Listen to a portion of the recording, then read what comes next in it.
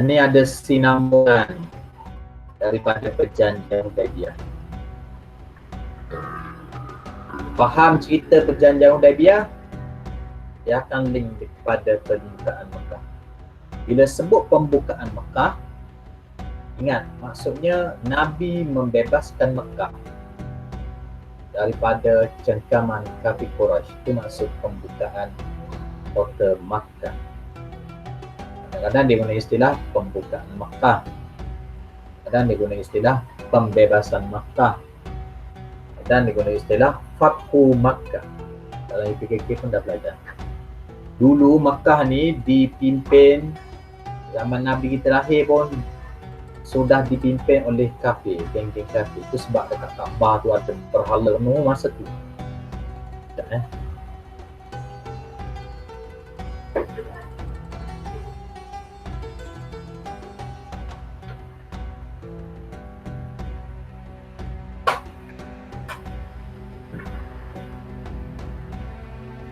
Okay. Jadi, dipimpin oleh kafir masa zaman Nabi lahir lagi. Okay. Jadi pembukaan Mekah ni maksudnya Nabi membebaskan Mekah dan Mekah mula dipimpin oleh Islam. Ada dah berhala dekat Kaabah pada pembukaan Mekah. Dan Mekah sejak pada tu menjadi tanah haram, tanah suci.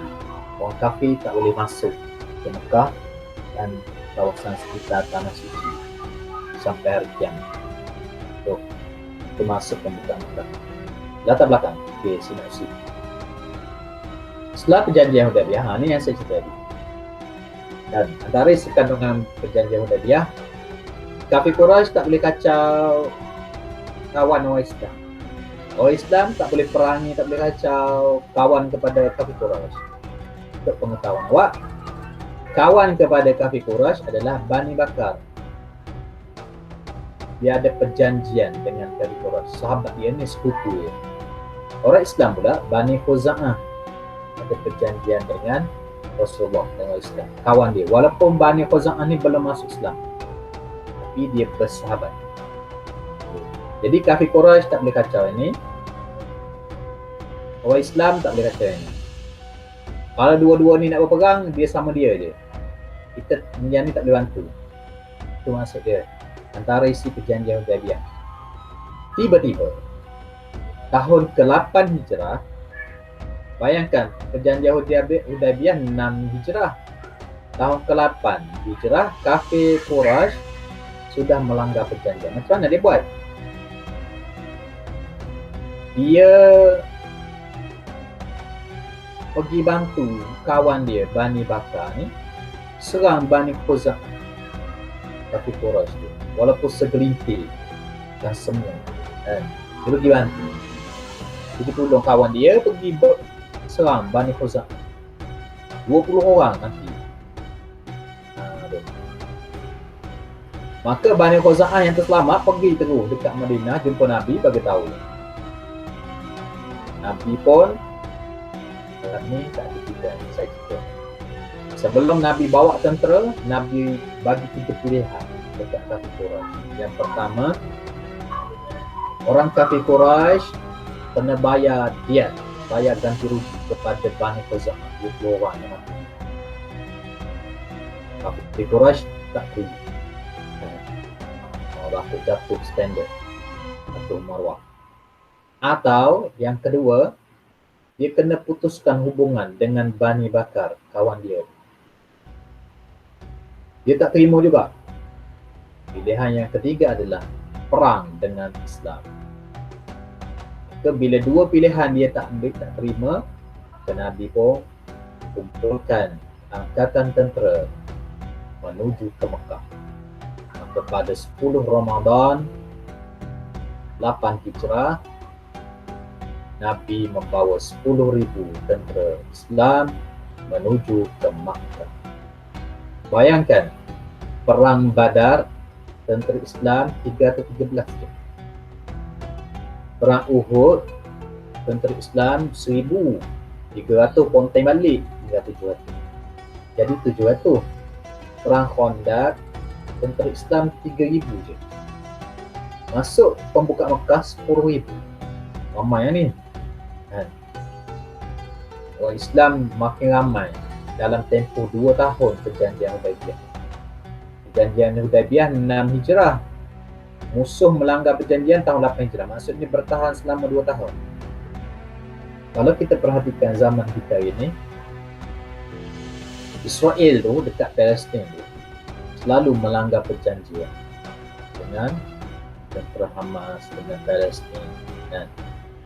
Bila dia nyari-nyari nak kalah, okey kita berdamai, buat perjanjian.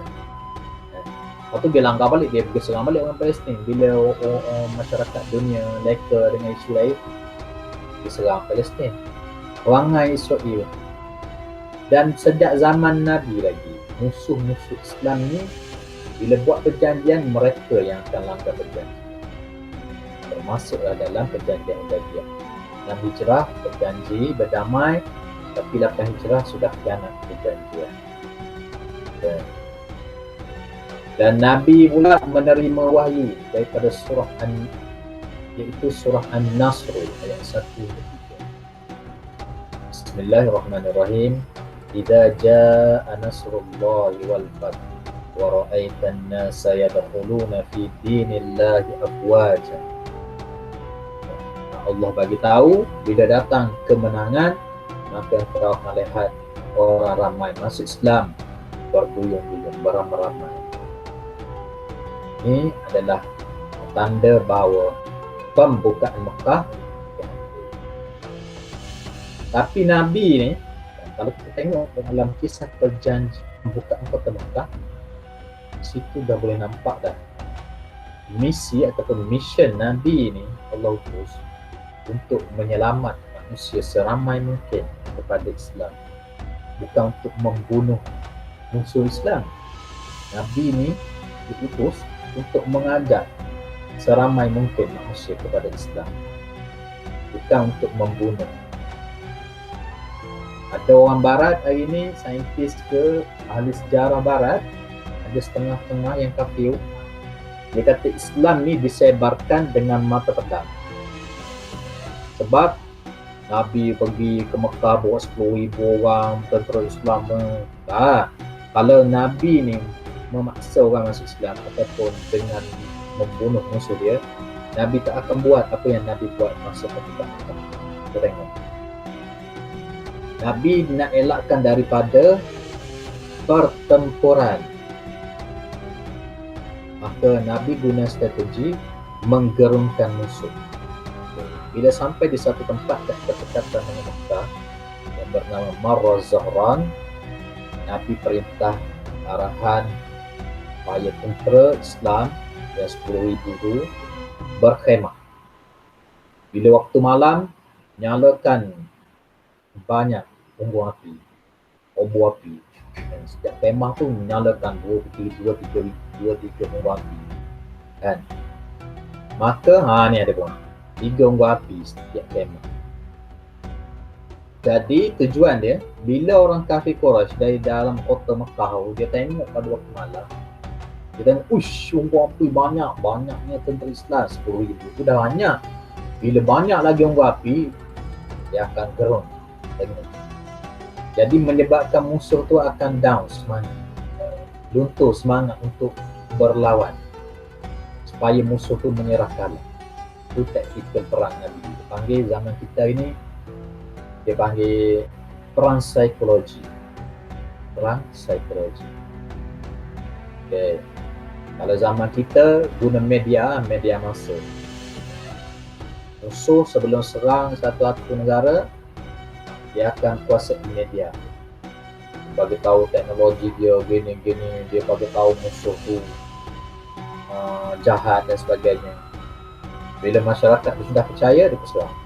Macam mereka dia buat untuk serang negara-negara Islam. Dia buat mereka cerita supaya negara yang dia nak serang tu jahat. Perang psikologi. Ketika baginda dalam khemah, masa di Marra Zahran tu, tiba-tiba Abu Sufyan, pemimpin Mekah pada masa itu, Abu Jahal dah mati dalam perang Badar. Ini ketua perang Khandaq, perang ketua musuh. Dan Abu Sufyan ni datang jumpa Nabi. Siapa bawa dia? Bapa saudara Nabi, Abbas. Datang jumpa Nabi, dia masih Islam. Dia masih Islam. Lepas tu, maka tibalah masa untuk Nabi dan tentera Islam masuk ke Mekah. Nabi pun guna lagi strategi perang. Taktik perang iaitu masuk, Nabi bahagikan kepada 4 penjuru. Panglima tentera memimpin di setiap. Salah satu penjuru Nabi lah, dan 3 penjuru lagi dipimpin oleh Khalid Al-Walid yang saya cerita tadi. Dia masuk dari arah selatan Makkah. Zubair Al-Awwam dari sebelah utara. Nabi dan satu lagi kita cerita satu. 4 penjuru utara, timur, barat, selatan. Okey. Dan bila Nabi masuk ke Mekah, maka Nabi pun tugaskan seorang tentera Islam untuk bagi tahu kalau siapa yang nak selamat, masuk ke 3 tempat. Antara salah satu tempat masuk ke Masjidil Haram. Siapa yang masuk ke Masjidil Haram, dia selamat. Siapa yang masuk ke rumah Abu Sufyan, dia selamat. Siapa yang masuk ke rumah sendiri, selamat. 3 tempat. Siapa yang tak berada di antara salah satu dari 3 tempat itu, mereka penduduk Mekah tu akan dikira berperang dengan tentera Islam. Dengar gitu, ramai-ramai pakak masuk ke tempat. Cuma ada satu cerita di kawasan selatan yang dimasuk oleh tentera Khalid Al-Walid. Ada sedikit pertempuran kecil, ada berlawan sikit, cuma mereka dapat dihapuskan. Dia ada titik lagi.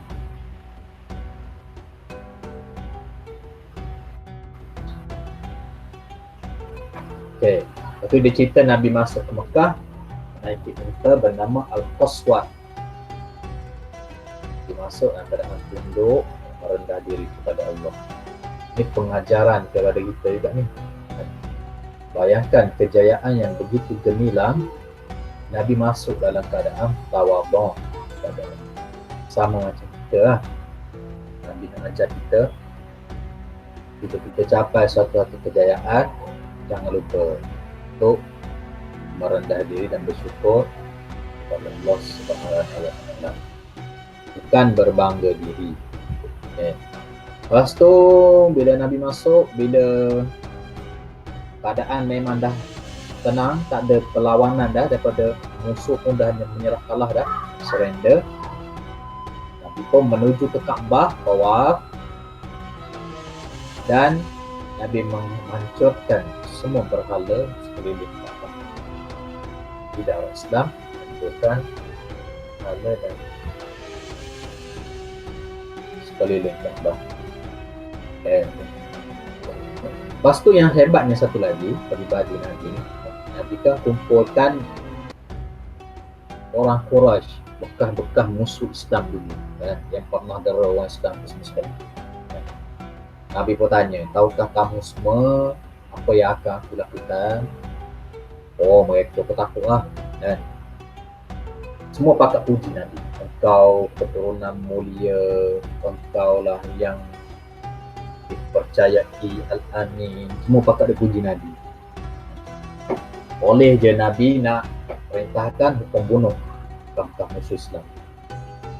Tapi sebaliknya Nabi memaafkan kesalahan mereka terhadap orang Islam.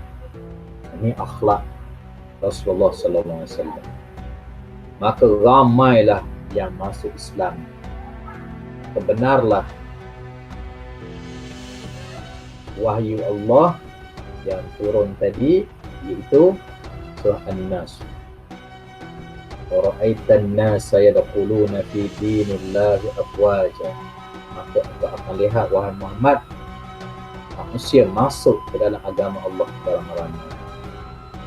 Salah satu nak jadi sebab adalah Nabi memaafkan akhlak Rasulullah. Dia ramai masuk Islam beramai-ramai pada masa hari itu. Okey, kesan penaklukan Islam ke atas Makkah menandakan tamatnya penyembahan berhala di semenanjung tanah Arab. So ni, bayangkan akidah masyarakat jahiliyah yang dah rosak teruk kan, sampai dekat berhala, dekat Kaabah pun digantung berhala, syirik, campur aduk habis dengan agama sesat tu. Lama mana dah kan? Sejak daripada Nabi apa lagi, berjaya dihapuskan oleh Nabi selama 23 tahun. 23 tahun pembukaan Mekah, maka tamatlah penyembahan berhala di semenanjung tanah Arab. Tak ada lagi Kaabah, tak ada lagi berhala dekat Kaabah sampailah zaman kita ini. Orang Arab yang menentang Islam menjadi penyokong Islam. Sebelum ni musuh Islam, masuk Islam makin kuatlah Islam. Ramai orang Quraisy mengikat janji setia dengan Nabi Muhammad untuk Islam. Maka masuk Islam, termasuklah anak kepada Abi Sufyan, Muawiyah bin Abi Sufyan. Dan Muawiyah ni pun nama terkenal, pernah memimpin negara Islam di generasi setelah kewafatan sahabat-sahabat mereka. Sejarah yang lalu perlu diambil iktibar. Salah satu tujuan kita belajar sirah ini, kalau belajar betul-betul sirah Nabi ni, awak akan faham sebenarnya sirah ni kadang-kadang dia berulang. Dia berlaku zaman kita tengok, Nabi dulu kalau gini dia buat macam-macam. Jadi hari ni kalau ada Islam bekerjasama dengan Islam demi kepentingan Islam, dibolehkan. Sebab Nabi pun pernah mengikat perjanjian dengan muka Islam dalam peristiwa perjanjian Hudaibiyah. Bila Islam menang, Islam memaafkan musuh-musuh dia dulu.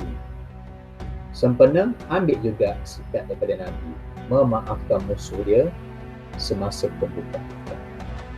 Jadi banyaklah ibarat yang setakat kita belajar untuk mudah periksa lah. Ya Rabbi bil Mustafa balligh maqasidana